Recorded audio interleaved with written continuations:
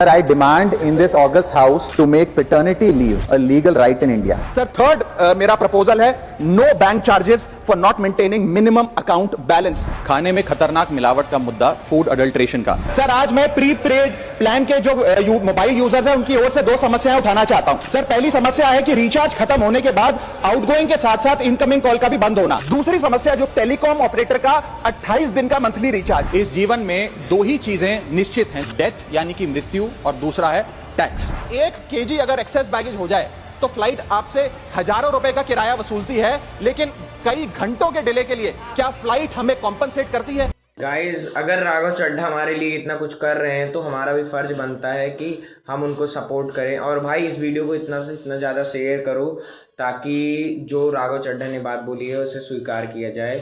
Indian paper leak हमने देखा, देश भर में देखा कि कैसे पेपर लीक हुए, क्या उसमें माफियाओं का राज रहा और कैसे बच्चों का भविष्य आज अंधकार की कागार पे खड़ा हुआ है। क्योंकि एयर पोल्यूशन का सारा दोष देश के किसान पर मढ़ा जाता है। आज मैं उस किसान की आवाज उठाना चाहता हूं। सरकार से मांग करता हूं कि हेल्थ और लाइफ इंश्योरेंस पर कम से कम हम जीएसटी ना लगाएं। ये कोई लग्जरी गुड या लग्जरी प्रोडक्ट नहीं है। सर आज एयरपोर्ट्स पर खाना इतना महंगा है, क्या इस पर कोई रेगुलेशन नहीं होना चाहिए? क्या कोई अफोर्डेबल कैंटीन का मैकेनिज्म नहीं होना चाहिए? सर मैं बात कर रहा हूं जोमेटो और स्विगी के डिलीवरी बॉयज की। सर आज मैं इनका दर्द इस सदन में रखना चाहता हूं और ये 10 मिनट की डिलीवरी का जो जुल्म है इसे समाप्त करना चाहिए। कहीं कैशलेस इलाज अचानक मना कर दिया जाता है, महीनों तक फाइल लटकाई जाती है, रीइंबर्समेंट नहीं मिलता।